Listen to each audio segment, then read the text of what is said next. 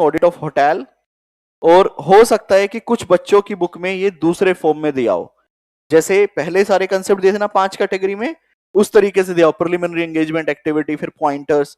इसको मैंने बुक में चेंज किया है रिसेंटली। इसको हमने क्या किया है, होटल इंडस्ट्री में जो मेन रिस्क है पिल्फरिंग का, उसको सबसे पहले एक्सप्लेन किया है इंटरनल कंट्रोल के नाम से। फिर रूम सेल को भी पैराग्राफ में कन्वर्ट किया है, ऐसे inventory, fix assets, labour, travel agents को अलग अलग पॉइंटर फॉर्म में कन्वर्ट किया है।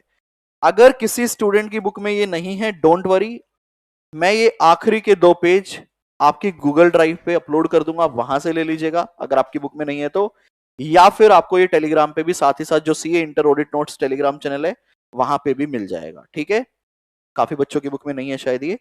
तो पहला पॉइंट जो आता है ऑडिट ऑफ होटल के अंदर, वो आता है इंटरनल कंट्रोल, क्योंकि होटल एक ऐसी इंडस्ट्री है जिसके अंदर पिल्फरिंग लॉसेज होने के चांसेस ज्यादा है। तो सबसे पहला पॉइंट क्या बोलता है देखिएगा, pilfering is one of the greatest problem in any hotel and the importance of internal control cannot be undermined। कि भैया पिल्फरिंग को आप इग्नोर नहीं कर सकते, आप ये नहीं बोल सकते चल यार इस रिस्क को हम क्या कर लेते हैं, एक्सेप्ट कर लेते हैं। इसके लिए आपको कंसिडर करके क्या बनाने पड़ेंगे, इंटरनल कंट्रोल। तो दूसरा पॉइंट क्या बोलता है, आपको पॉइंट फॉर्म में कन्वर्ट करना है। दूसरा पॉइंट बोलता है it is the responsibility of management to introduce control which minimize the leakage as far as possible. ठीक है जी, कंट्रोल डिजाइन करने हैं।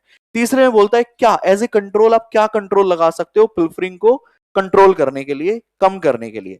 Evidence of this success is provided by the preparation of regular perhaps weekly trading account for each sale points and a detail scrutiny of the resulting profit percentage. भाई कितना cell हुआ, कितना room book हुआ, क्या क्या expenses आए, क्या मेरा जीपी आया, क्या मेरा परसेंटेज आया, with every deviation from the anticipated form being investigated। और जो आपका एक एवरेज प्रॉफिट रहता है, अगर उससे वो कम आ रहा है तो आप उसे क्या करोगे, इन्वेस्टिगेट करोगे। तो 3 पॉइंट यहां पे बताए गए हैं, किसके पॉइंट ऑफ व्यू से, मैनेजमेंट के पॉइंट ऑफ व्यू से। आप अभी आ रहे हैं और आपको पता है मैं एग्जाम का क्वेश्चन डिस्कस कर रहा हूं जिसके हाईएस्ट चांस है आपके पेपर में आने के, पिल्फरिंग के ऊपर क्वेश्चन अलग से आ सकता है। सुपर इंपॉर्टेंट कंसेप्ट है ये पिल्फरिंग, ठीक है, पेपर में आने के हिसाब से। तो 3 पॉइंट बताए गए मैनेजमेंट के पॉइंट से बेटा, कौन कौन सा, पहला pilfering is the main problem, greatest issue है आपकी होटल इंडस्ट्री में। आप क्या करोगे उसके लिए, कंट्रोल बनाओगे और साथ ही साथ आप ट्रेडिंग अकाउंट बना के स्क्रूटनी कर सकते हो डेविएशन को, वेरिएशन को।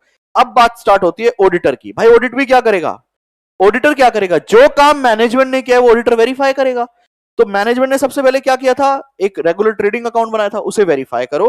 The auditor should obtain this regular trading account for the period under review, examination them and obtain explanation for any apparent deviation. पहला पॉइंट ऑडिटर का, 4 पॉइंट हो गए, ठीक है जी। द ऑडिटर शुड वेरीफाई, अब आप अलग अलग इनकम को जनरल तरीके से लिखो। The auditor should verify if you restaurant bill by reference to KOT kitchen order tickets. जैसे आप ऑर्डर देते हो, जो बंदा कुक कर रहा होता है उसके पास एक कंप्यूटर में ऑर्डर आ जाता है, स्लिप को वो वहां से निकालता है, अपने पास रखता है और उस सामान को कुक करता है। तो कह रहा है कि आपके जो रेस्टोरेंट के बिल्स, फाइनल बिल्स हैं, उसको आप किचन ऑर्डर की टिकट से क्या कर लो, क्रॉस वेरीफाई। डोमिनोज वगैरह पे गए हो कभी, सेम वहां पे भी केओटी कंसेप्ट है। आप जैसे ही बिल यहाँ पे करवाते हो ना, इनवॉइस करवाते हो, पीछे एक सिस्टम होता है बेटा, उस पे आपका पूरा मेन्यू, जो पूरा ऑर्डर होता है वो निकल जाता है, जिसके हिसाब से कुक होता है सामान आपका। तो कह रहा है रेस्टोरेंट बिल को कहां से वेरीफाई कर लो, केओटी के साथ, और बेसिक रिकॉर्ड, जो भी कोई दूसरा बेसिक रिकॉर्ड है। This would enable the auditor to ensure that control regarding revenue cycle are in order. तो ये कौन सा पॉइंट हो गया आपका बेटा, पॉइंट नंबर, ऑडिटर का point number 2, total point number 5। The auditor should satisfy himself, अब वो जनरल पॉइंट डाल दो, that all the tax collected from occupants on food and occupation have been paid over to the proper authorities। Tax का point हो गया, point number 3। if the internal control in hotel is weak or perhaps breakdown, मतलब deviation, then a very serious problem exists for the auditor, क्योंकि control week है, risk ज्यादा है। As a result of the transit nature of many of his client records, the auditor must rely to very large extent on the gross margin shown by the accounts. As a result, the scope of his audit test will necessarily be increased, and in the event of material margin discrepancy being unexplained, he will have to consider qualifying his audit report। तो बेटा ये सारा जितना भी content था ना 5 point के बाद, ये बहुत ही जनरल नेचर का है। क्या कहता है, आप अपना चैप्टर 4 लिंक कर रहे हैं, हम अपना ऑडिट किसके बेस पे करते हैं, कंट्रोल्स, अगर कंट्रोल फेल हो जाएंगे तो आप क्या करोगे, एनटीई ऑफ सब्सटेंटिव ऑडिट प्रोसीजर आपका क्या होगा बेटा, इंक्रीज हो जाएगा। तो ये अगर आप पेपर में ना भी लिखो तो चलेगा, आपको मेन कितने पॉइंट लिखने हैं, 5। किसके अंदर, पिल्फरिंग के अंदर। समझ आया, पहला क्वेश्चन समझ आया जी सबको। अगला कहता है जी होटल का मेन रेवेन्यू क्या है, room sales and hall booking. अभी आजकल ये हॉल बुकिंग भी कंसेप्ट चल गया है कि अगर आपको बर्थडे सेलिब्रेट करना है, एनिवर्सरी सेलिब्रेट करनी है, शादी वादी का कोई प्रोग्राम करना है, आप कहीं नहीं जाना, आपको आप होटल में जाओ, आपको वो एक रेट बताएंगे, आप बस खुद भी गेस्ट की तरह आओ, दे विल मैनेज।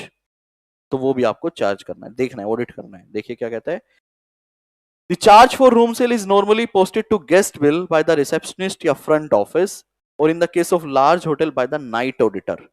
होटल में एक ऑडिटर आपको हमेशा मिलेगा, दैट इज कंकरेंट ऑडिटर। क्या बोलते हैं उसे, कि भाई आप बिल बनाओ पूरा, क्योंकि देखो बड़े बड़े होटल में ना बिल 2000 4000 का नहीं बनता, लाखों में बनते हैं।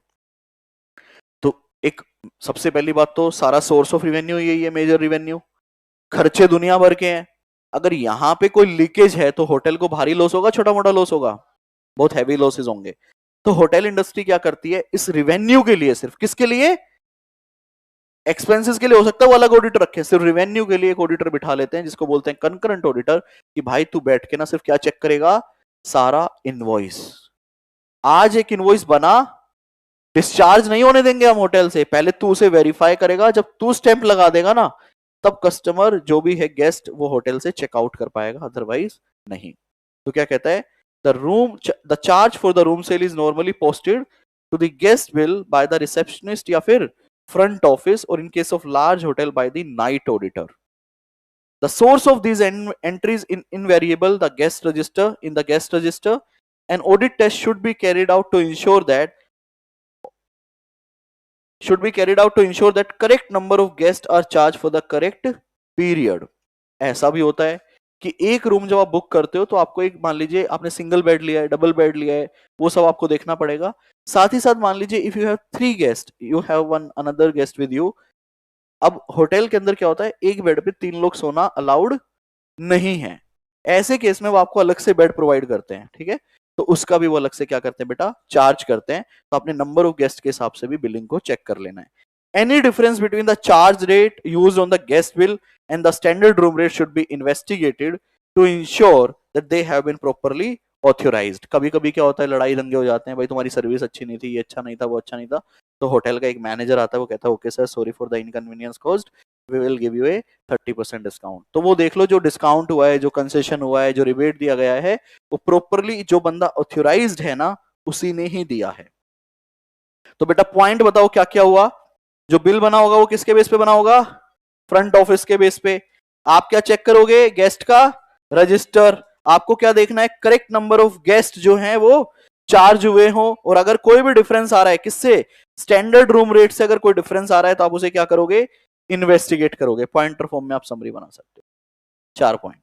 उसके बाद in many hotels the housekeeper जो होता है ना, जो हाउसकीपिंग वाला होता है, housekeeper prepare a daily report for the rooms which were occupied the previous night and the number of beds kept in each room. Housekeeping staff भी अपना रजिस्टर बनाता है, ठीक है।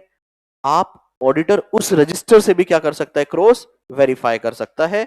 The report tends not to be permanently retain, ये एक temporary document है, and the auditor should ensure that a sufficient number of reports are available from him to test both with the guest register and with the individual guest bill.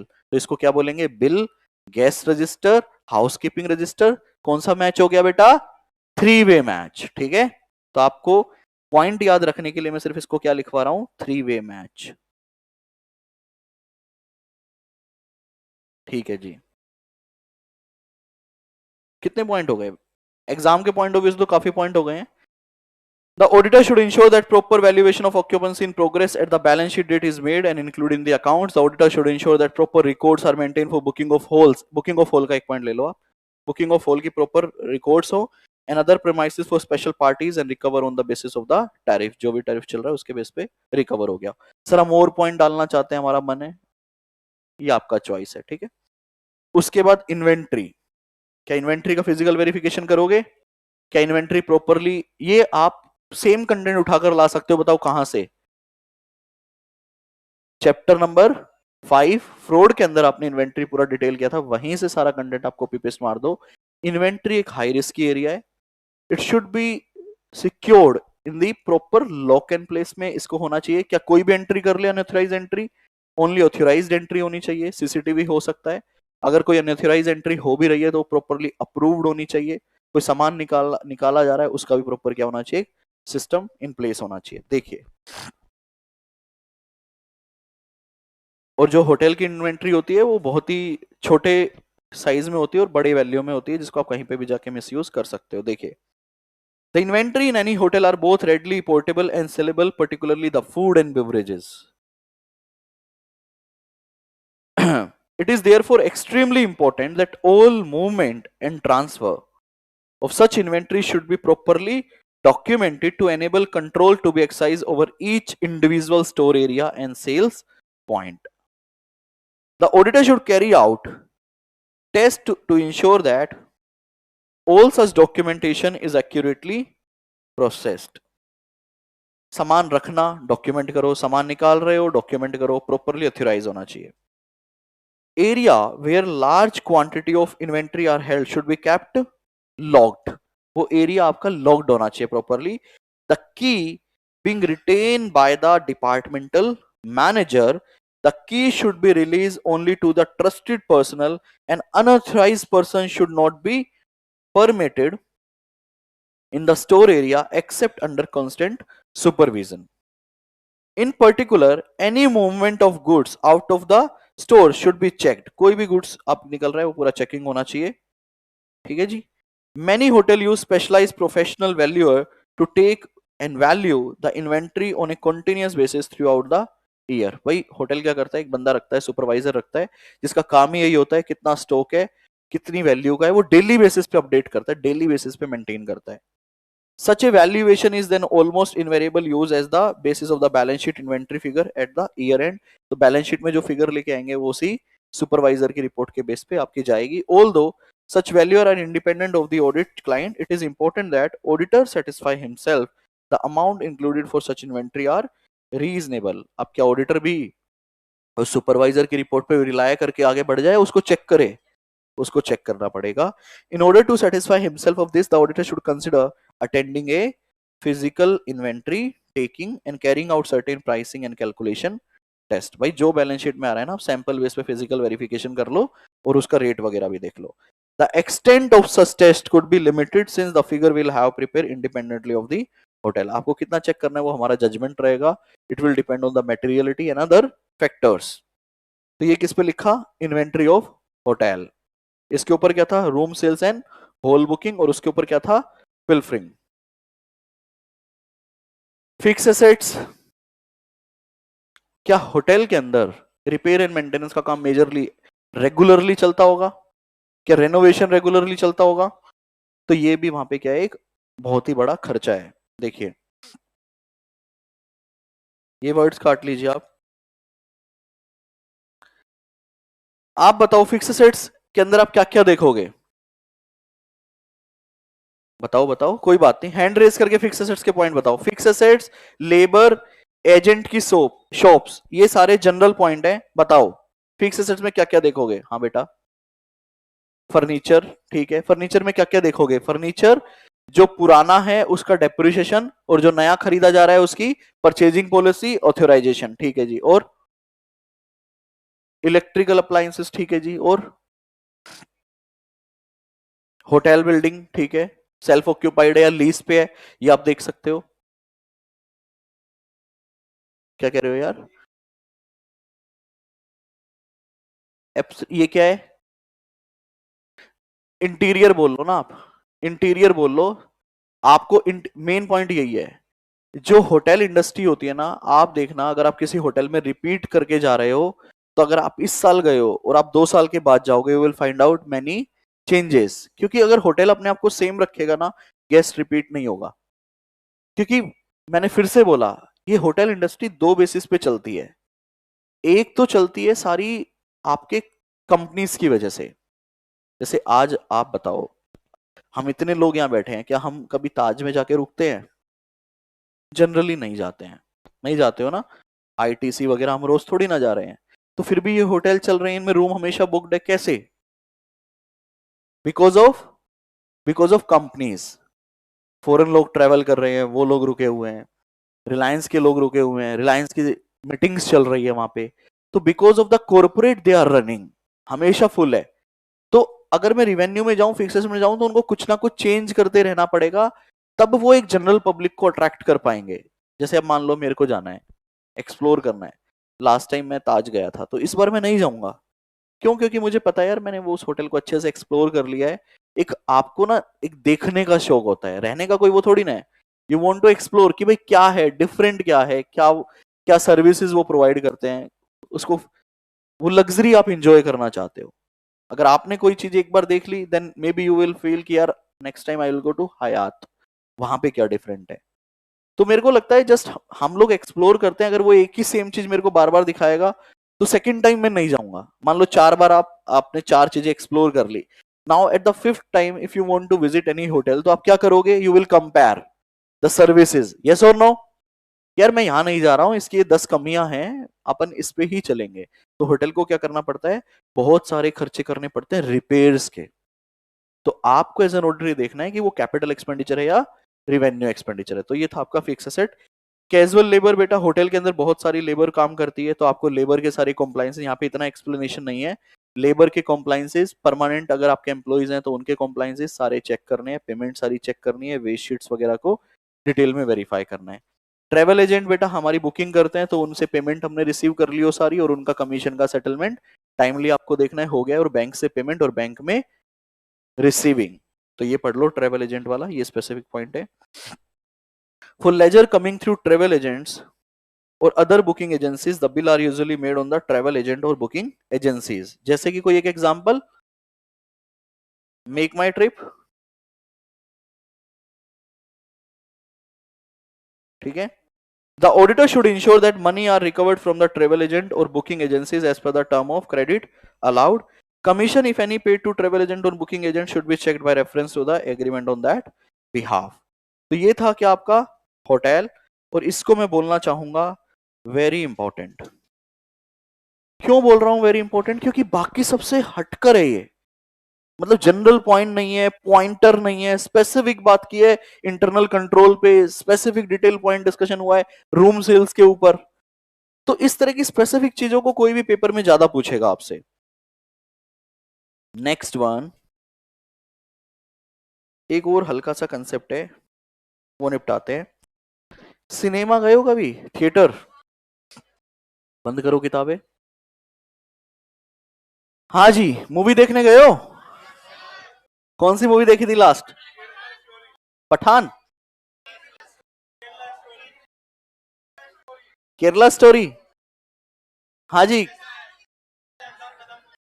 कौन सी movie देखी थी last आपने? कौन सी? ये कब लगी थी? अच्छा, थिएटर आप लोग जाते रहते हो, राइट?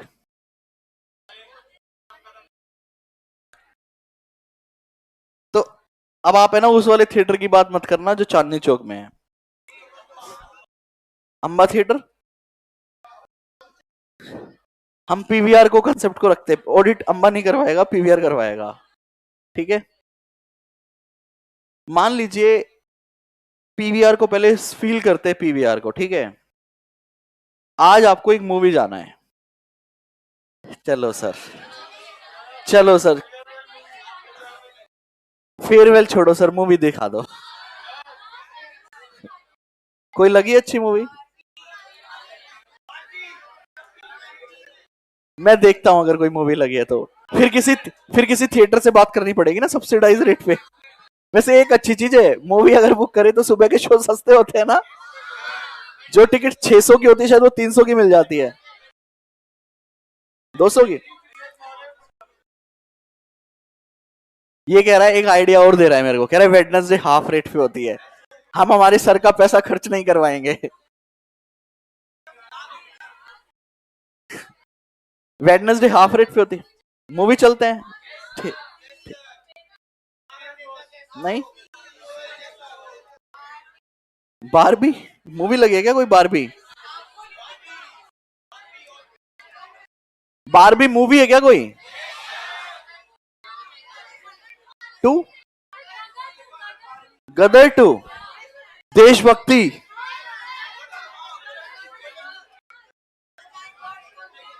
ओ भाई हेलो, हम ऑडिट कर रहे हैं, तुम तो डिस्कशन ही चालू कर दियो कौन।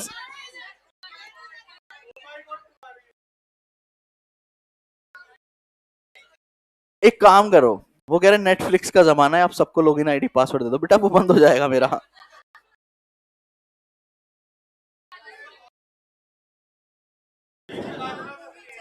यहीं चलवा दो एक। चलो अब अपन पहले डिस्कस कर लेते हैं, फिर हम मूवी देखेंगे। थिएटर, किताब फुल स्क्रीन पे मेरे को ले आना यार। लो जी, किताबें बंद है सबकी। थिएटर में आप गए हो बेटा? हाँ जी गए हैं। सबसे पहला काम होता है, चलो जी बुक माई शो से टिकट बुक करते हैं। अगर घर से कर रहे हो तो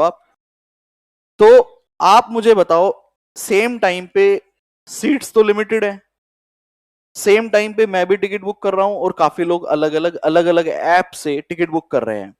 मैंने भी कॉर्नर सीट सेलेक्ट कर ली, सेम सीट किसी दूसरे लोगों ने भी कॉर्नर। तो कैसे वो सीट ब्लॉक होती है? नहीं, पेमेंट से लिंक ही नहीं होती वो। एक इंटरनल कंट्रोल है बेटा यहाँ पे, कि अगर आपकी बुकिंग मल्टीपल प्लेटफॉर्म से हो रही है तो आपका जो सर्वर है, जैसे ही अगर वो किसी ऐप पे जाकर मैं देखता हूं, तो अगर अभी तक वो किसी ने सेलेक्ट नहीं की तो वहां अवेलेबल दिखाएगी। जैसे ही मैं उन दो सीट को सेलेक्ट करके प्रोसीड पे क्लिक कर दूंगा, तो विल सी कि एक टाइमर स्टार्ट हो जाता है ऊपर। पेमेंट से लिंक नहीं है ये। आप देखना कभी एक टाइमर आ जाता है, या तो वो टाइमर दिखेगा या नहीं दिखेगा, बट डेफिनेटली बैकएंड में एक टाइमर ब्लॉक कर देता है उन दोनों सीट को, may be for the 10 minutes. 10 minute के लिए वो सीट ब्लॉक हो जाती है।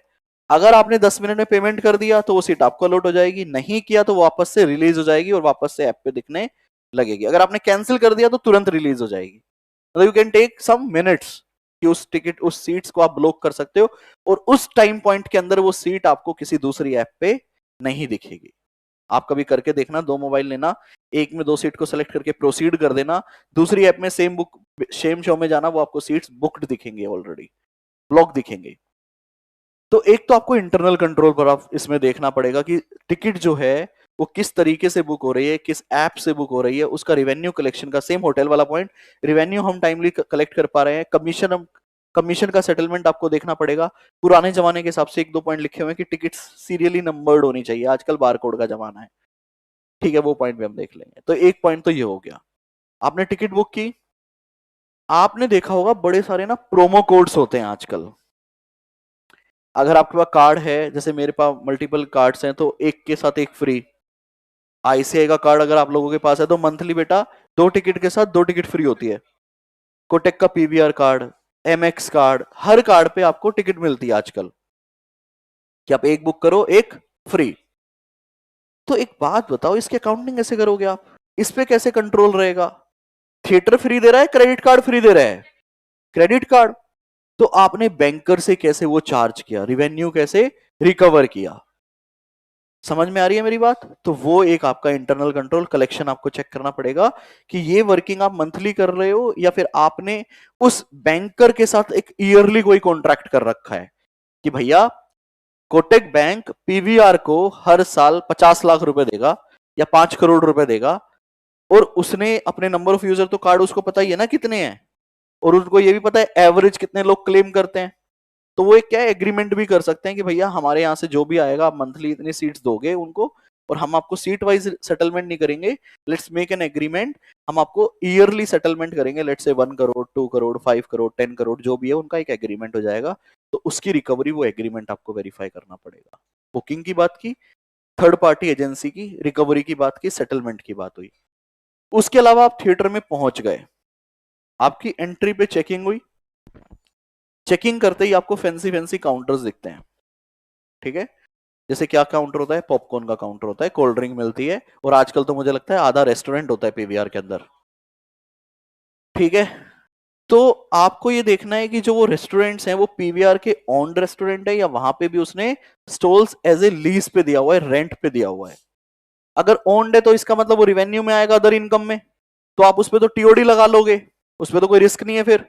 हाँ, एज ए इन्वेंट्री जो आप होटल में पढ़कर आए हो, अब होटल वाले इन्वेंट्री के सारे पॉइंट थिएटर पे भी लग जाएंगे, क्योंकि सेम ही तो है, रेस्टोरेंट इनकम तो सेम रहेगी। अगर मैंने रेंट पे दिया हुआ है तो मैं क्या देखूंगा बेटा, रेंट एग्रीमेंट, कि उससे रेंट मैंने टाइमली रिकवर किया या नहीं किया, तीन इनकम। फिर आप थिएटर के अंदर एंटर करते हो, एंटर करते ही आजकल अक्षय कुमार आता है गुटखा चबाता हुआ, और वो ऐसे बोलता है थू, फूफू करने में क्या रखा है। पहले ऐड वो बड़ा स्मार्टली करता था, बट आप लोग आजकल लोगों से विमल में उसको विजुलाइज करते हैं कि अभी ऐड कैसे करेगा। उसके बाद मल्टीपल ऐड आती है उस एरिया की जहां पे वो थिएटर है, कि हाँ भैया देखो यहाँ पे ये शोरूम है, ये ज्वेलर है, ये वो है, फलाना दिमकाना। अब थिएटर क्या उनको फ्री में चला रहा है, उससे एडवर्टीजमेंट चार्ज ले रहा होगा क्या, हाँ या ना।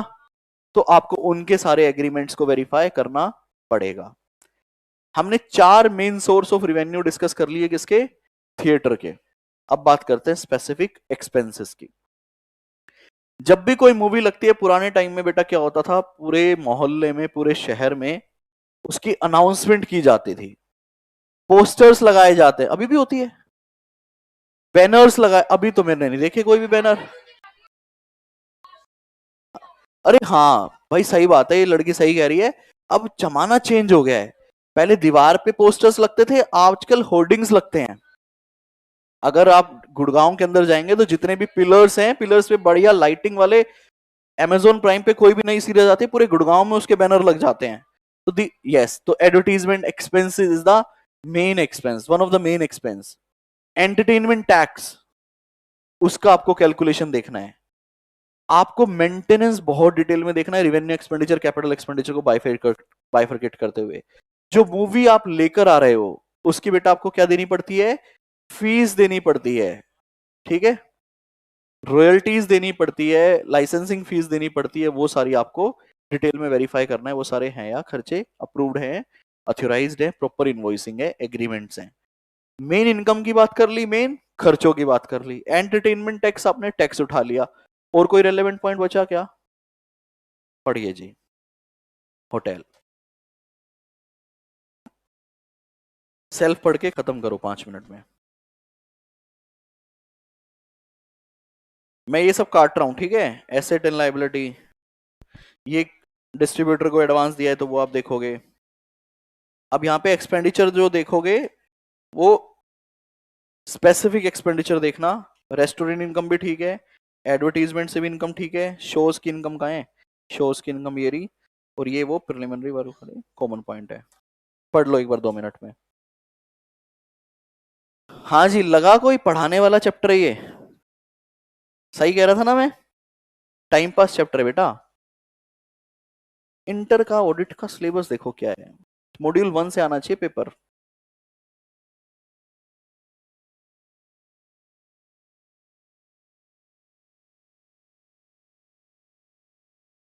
दोनों से आता है,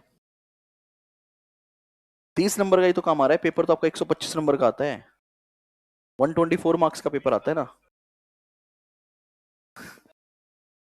2 चैप्टर से ज्यादा काम आता है, पेपर तो हर चैप्टर से आता है, हर चैप्टर की एवरेज 10 नंबर की है मान ले, तो इन दोनों की 30 मार्क्स की है।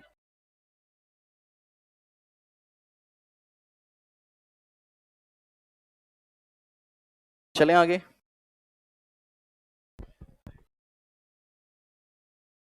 अच्छा एक बात बताओ, अपन ने स्टार्ट कहां से किया था आज,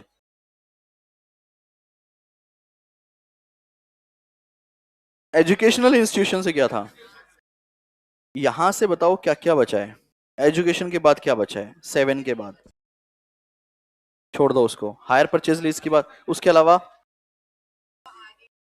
नहीं, 7 के बाद कुछ बचा है क्या, नहीं ना, हायर परचेज लीज बचा है ना, ठीक है। चलो जी,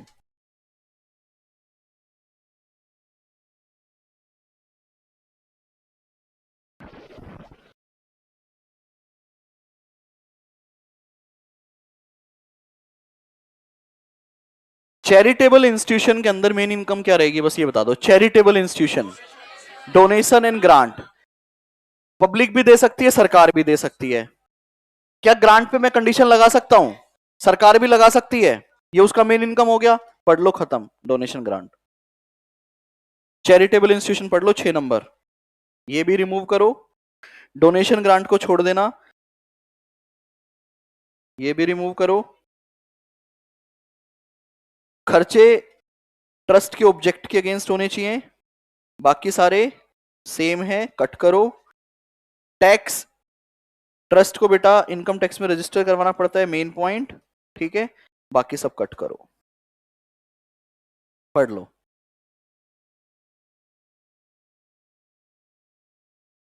स्लाइड शॉट जो थिएटर में चलते हैं उसकी बात करो, किसकी, क्या कह रहे हो? स्लाइड शॉट्स वही तो जो वीडियोस आती हैं।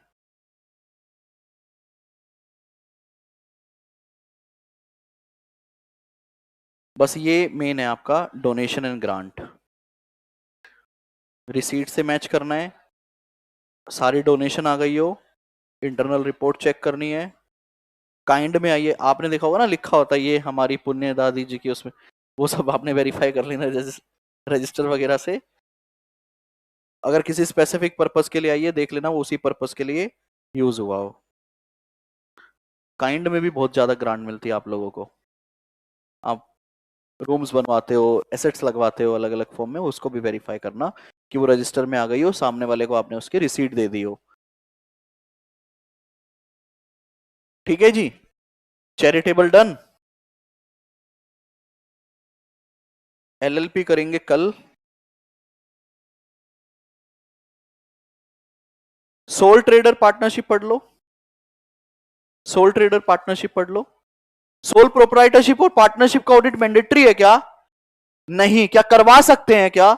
बिल्कुल करवा सकते हैं। तो सोल ट्रेडर में अपॉइंटमेंट ऑफ ऑडिटर कौन करेगा? Board of directors, proprietor. क्या क्या ऑडिटर को अपना स्कोप ऑफ वर्क पहले ही डिस्कस कर लेना चाहिए? क्योंकि हो सकता है जब प्रोप्राइटर ने कहा भाई मेरा ऑडिट कर दे फाइनेंशियल स्टेटमेंट का, आप चले गए, प्रोप्राइटर ने कहा कि एक काम कर, करवाएंगे ही क्यों? आप बताओ। बैंक से लोन लेना है, कोई नया पार्टनर ऐड करना है, मान लो प्रोप्राइटरशिप से पार्टनरशिप बननी है, ठीक है। बहुत सारे रीजन, दो ही रीजन होंगे, बहुत सारे तो क्या होंगे, ठीक है। लीगल फॉर्मेलिटीज तो मेरे को नहीं लगता उसके कुछ है प्रोप्राइटर के। मेन लोन होगा, या आप अपने बिजनेस में अब किसी को ऐड करने की सोच रहे हो, ठीक है, या एक्सपेंशन, भाई ठीक है एक्सपेंशन में ले ले तो किस। क्या पार्टनरशिप का ऑडिट मैंडेटरी है? नहीं। फायदे तो बहुत हैं, ये फायदे आपने ऑलरेडी चैप्टर 1 में पढ़ रखे हैं, बेनिफिट ऑफ ऑडिट, एडवांटेजेस, वही आप यहाँ पे ऐड कर देना। पार्टनरशिप के पॉइंट ऑफ व्यू से क्या फायदे हैं भाई पार्टनरशिप में? सर एक तो लड़ाई लड़ाई दंगे नहीं होंगे, रिस्क शेयरिंग है, ठीक है, और सर डिस्प्यूट सेटलमेंट रहेगा। अगर कोई पार्टनर मान लो मर जाता है, डेथ हो जाती है, तो उसका सेटलमेंट इजी रहेगा। अगर कोई नया पार्टनर ऐड हो रहा है तो उससे जो गुडविल वगैरह चार्ज करनी है वो इजी रहेगा, हाँ या ना। बैंक से लोन, टैक्सेस के लिए आप दुनिया भर के एडवांटेज को इंपॉर्टेंट मार्क कर लो, एडवांटेज को इंपॉर्टेंट मार्क कर लो। क्या पार्टनरशिप एग्रीमेंट स्टडी करना पड़ेगा ऑडिट करने के बाद? अच्छा एक बात बताओ, आपने कहा पार्टनरशिप का ऑडिट मैंडेटरी नहीं है, मान लिया, लेकिन अगर कोई करवाना चाहे तो हम करेंगे या नहीं करेंगे? अब आप अगर ऑडिट करने जाओगे तो क्या सारे स्टैंडर्ड अप्लाई करोगे, नहीं करोगे? कंपनीज एक्ट की रिक्वायरमेंट अप्लाई नहीं होगी, लेकिन अगर हम ऑडिट करेंगे तो पूरा ही करेंगे ना। या तो भाई फिर आप बता दो, क्या यहां पे स्कोप ऑफ ऑडिट चेंज हो सकता है? बिल्कुल हो सकता है, क्योंकि मैंडेटरी। तो भैया पार्टनर आप लोग डिसाइड कर लो, आप अपना एंगेजमेंट लेटर बना के दे दो, जो आप बताओगे मैं उसके हिसाब से रिपोर्ट बना दूंगा। तो जो अब रिपोर्ट बनेगी वो पब्लिक रिपोर्ट बनेगी या एक स्पेसिफिक पर्पस रिपोर्ट बनेगी? मैं आपको रिपोर्ट बना के दूंगा, आप बस जिसको देनी हो उसको दो रिपोर्ट, बैंक को देनी है, जो भी देनी है। ये हम कल करेंगे बेटा एलएलपी। तो पार्टनरशिप और सोल प्रोप्राइटरशिप हो गई आपकी। उसके ऊपर क्या है? एनजीओ, एनजीओ, उसके ऊपर लोकल बॉडीज। किसका डिस्कशन करूं? एनजीओ का कर लेते हैं, किताबें बंद कर दो, खत्म, कल करेंगे बाकी, खत्म। 10 मिनट का डिस्कशन एनजीओ, ताकि कल आते ही रीड कर लें। आप चाहो तो नोट्स पूरे चैप्टर के बना के आ जाना, जो यूनिट नंबर 2 है उसके नोट्स सारे बना लेना आप समरी में, ठीक है। आप एक काम करना बेटा, टेबल फॉर्म में बनाना। पहला कंसेप्ट क्या था आज हमारा? एजुकेशन इंस्टीट्यूशन 1, ठीक है। दूसरा, तो इस तरह से टेबल फॉर्म में अपने सारे पॉइंट लिख देना, स्पेसिफिक पॉइंट, कॉमन पॉइंट एक भी नहीं। भाई बना लो ना, किताब में कितने सारे पेज हैं, वो सारे इरेलेवेंट हैं। तुम्हें नहीं बनाने मत बनाओ, लेकिन फिर तुझे ये पता होना चाहिए कि मुझे किताब से क्या नहीं पढ़ना। मतलब अपना टारगेट 1 घंटे में चैप्टर रिवाइज करने का होना चाहिए। अब तू वहां ढूंढ रहा है और यार कपिल सर ने क्या बताया था, क्या पढ़ना है क्या नहीं पढ़ना है, फिर तो तुझे लगेगा चल एक बार पूरा पढ़ लेते हैं। अब आज तुमने पेज 1 पे कॉमन पॉइंट लिख लिए, अगले 10 पेज में स्पेसिफिक 11 पेजेस पढ़ने हैं, 15 नंबर का काम कवर हो गया। चलो जी, एनजीओ डिस्कस करते हैं। अब इसका एग्जांपल क्लाइंट के नाम के साथ तो नहीं देना चाहिए मुझे लगता है, ले लें? हाँ, मोहल्ला क्लिनिक आएगा यहाँ पे। लो जी, यार मैंने एक क्लाइंट किया था, नाम लूं या ना लूं, मैं अभी भी कंफ्यूज हूं। आपको मैं सारे वर्क पेपर्स भी दिखाऊंगा। हमारी क्लास एक एक्स्ट्रा लगेगी यार, अभी हमने वर्क पेपर्स नहीं देखे हैं। एक्सेल वो तो ड्राइव पे मिल जाएगा आपको, एक्सेल कोर्स तो आ गया क्या? ड्राइव पे आ गया है। वर्क पेपर मेरे आपको दिखाने हैं। एनजीओ सुनिएगा, नाम लूं या ना लूं? अच्छा, मैंने राजस्थान का कभी लाल ऊट डिस्कस किया आप लोगों के साथ किसी एग्जाम्पल में? नहीं किया? वो कह रहा लाइटें बंद कर दो।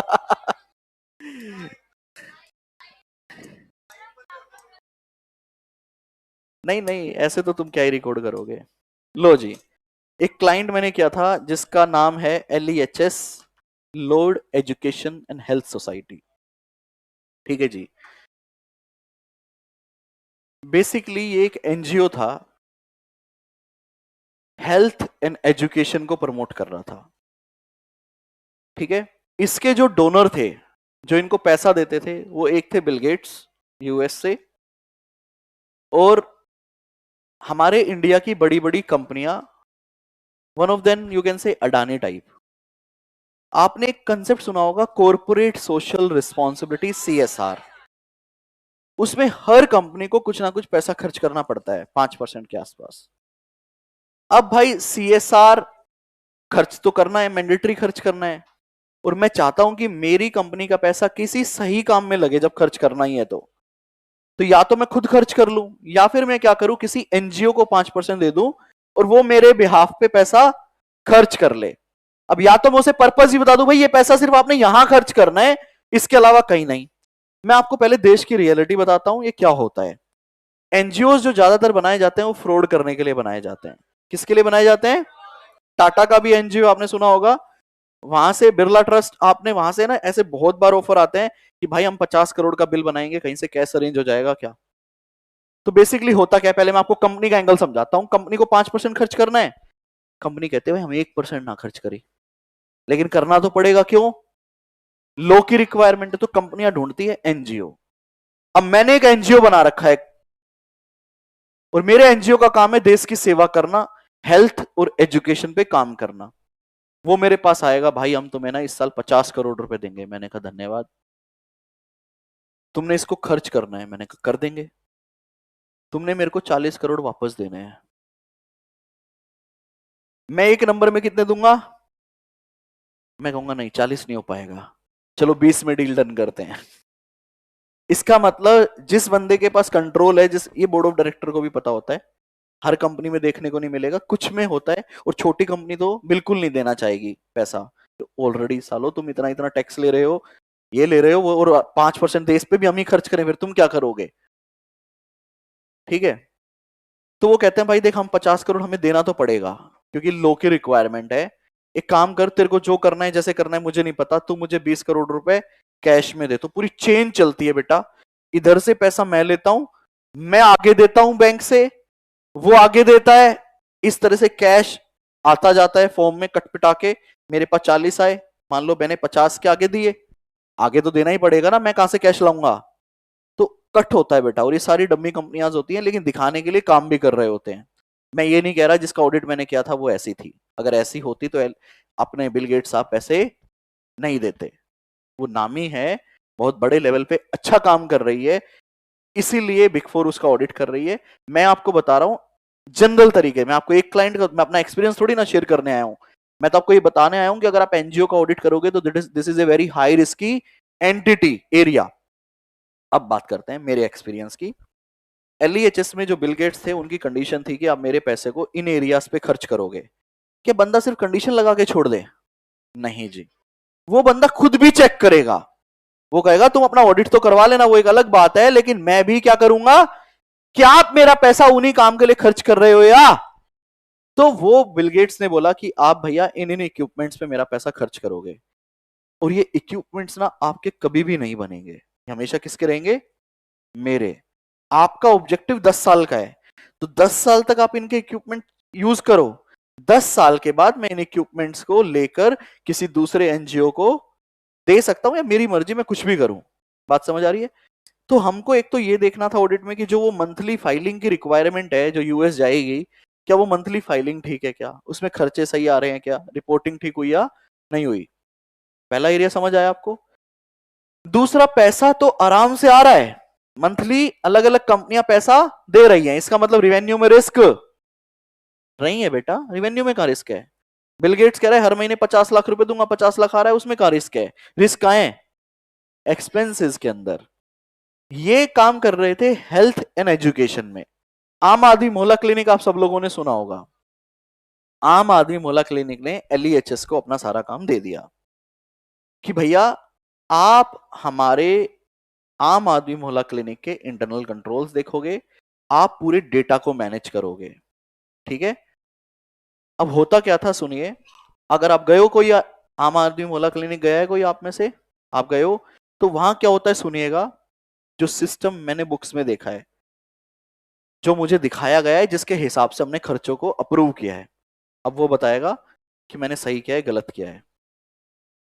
आम आदमी मोहल्ला क्लिनिक में क्या होता है, एक पोर्टा केबिन होता है बड़ा, जिसके अंदर एक डॉक्टर होता है आपका, एक उसका अटेंडेंट होगा, दो लोग। आप वहां जाके अपना डायरेक्ट इलाज नहीं करवा सकते।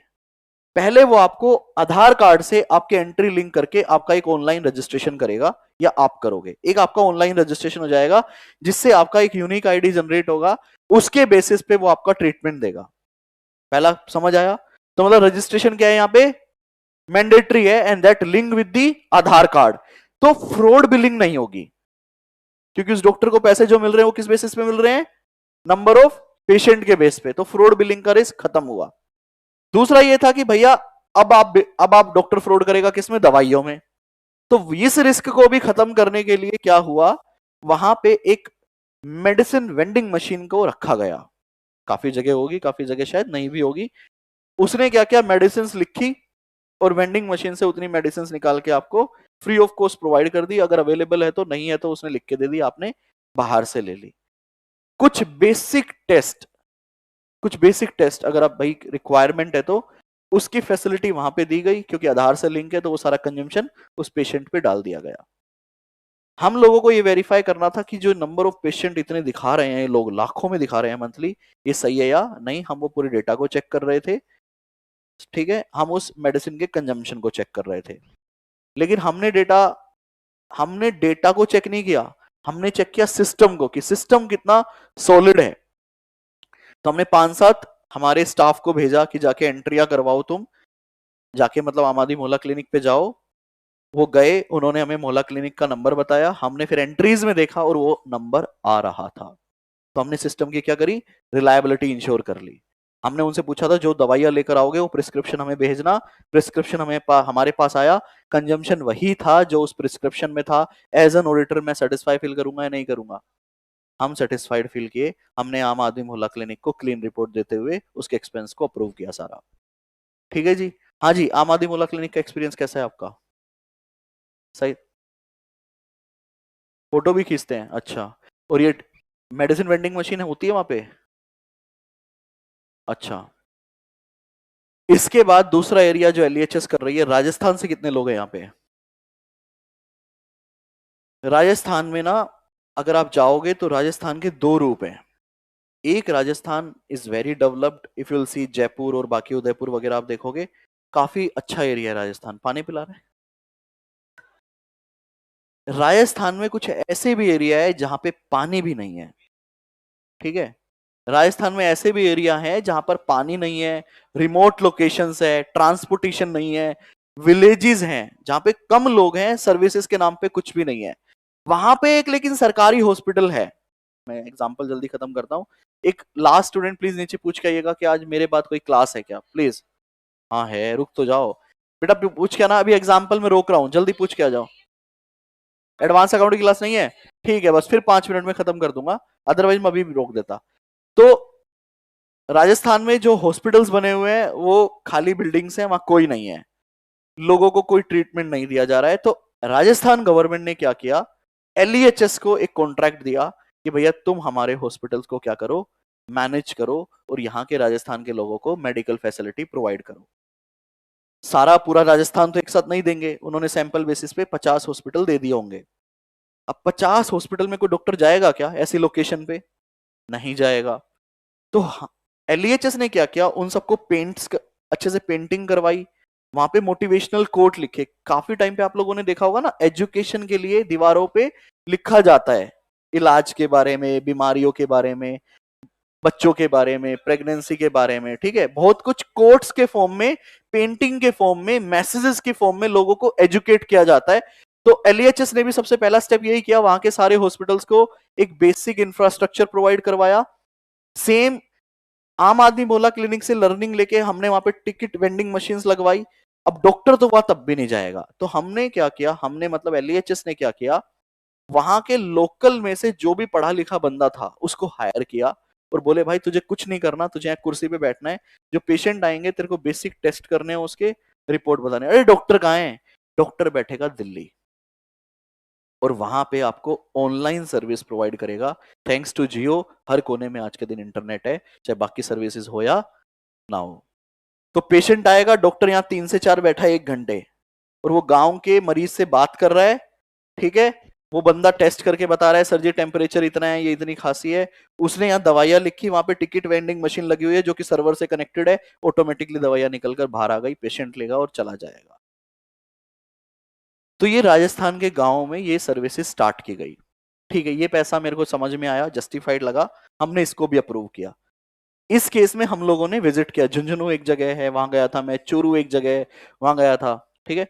ऐसे काफी लोकेशन पे we are self as an auditor travelled, ये सब देखने के लिए, क्योंकि मैं बड़ा फैसिनेट था यार, ये कैसे चल रहा है, I really want to see doctor कैसे सर्विसेज दे रहा है, मैं इसको देखना चाहता हूं। खर्चे करोड़ों में थे अप्रूव करने से पहले। फिर राजस्थान में क्या किया, एक और खर्चा किया उन्होंने, that is also in crores. उन्होंने एक एड चलाई, एड बनाई लाल ऊंट। सिंस राजस्थान में ऊंट एक बहुत ही मेन एनिमल है बेटा, बहुत ही वहां पे सबसे ज्यादा यूजफुल है, तो राजस्थान को ऊंट, आप जब भी राजस्थान देखोगे आपको ऊंट जरूर दिखेगा, ठीक है। तो एक एक ऊंट लेकर आए, और ऊंट का कलर कभी भी लाल नहीं होता है, होता है क्या।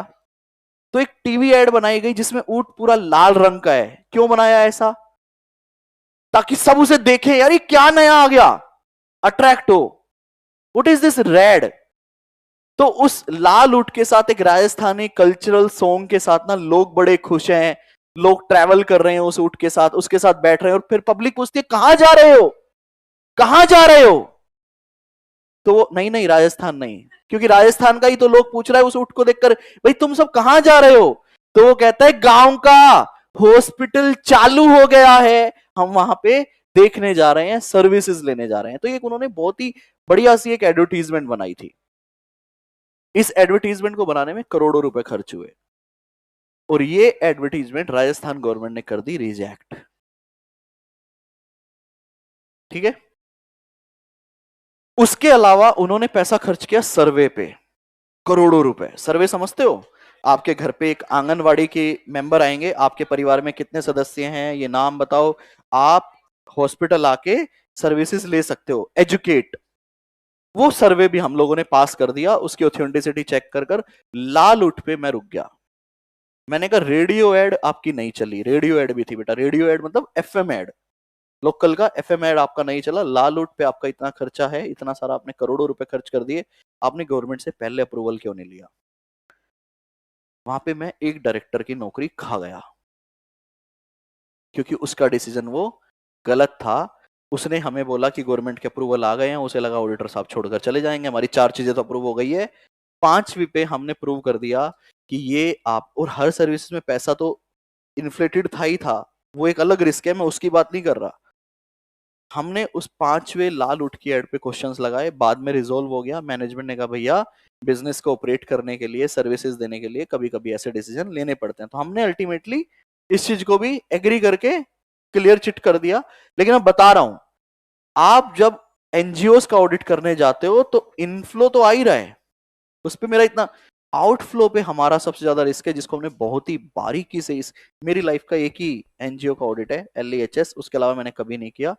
तो ये मेरा एक्सपीरियंस था, और मैं बोलूंगा मैंने बहुत कुछ सीखा उस क्लाइंट से, बहुत कुछ, कि सरकार के साथ मिलकर कैसे काम करना है, गवर्नमेंट पॉलिसीज को कैसे देखना है, क्योंकि आप जो भी खर्च कर रहे हो अकॉर्डिंग टू गवर्नमेंट रूल्स भी आपको खर्च करना पड़ेगा। ये नहीं मैंने पैसा कैसे भी खर्च कर दिया, गवर्नमेंट से भी अप्रूवल लेना पड़ेगा, एक अप्रूवल इधर से भी लो, एक बिल गेट्स आपको भी फिर दिखाओ। तो ये सब था, बाकी इसकी रीडिंग हम करेंगे कल। सेम एनजीओ को भी डोनेशन, सब्सक्रिप्शन काइंड में ये सारी चीजें मिलती हैं, आप चाहें तो इसे सेल्फ रीड कर कर भी आ सकते हैं, ठीक है। We will start from the next concept. Bye guys, take care, keep enjoying audit with Kapil. नीचे दिखाना। जय हिंद दोस्तों। देख लूंगा, 2 मिनट रुको, मैं पैक कर लूं सामान।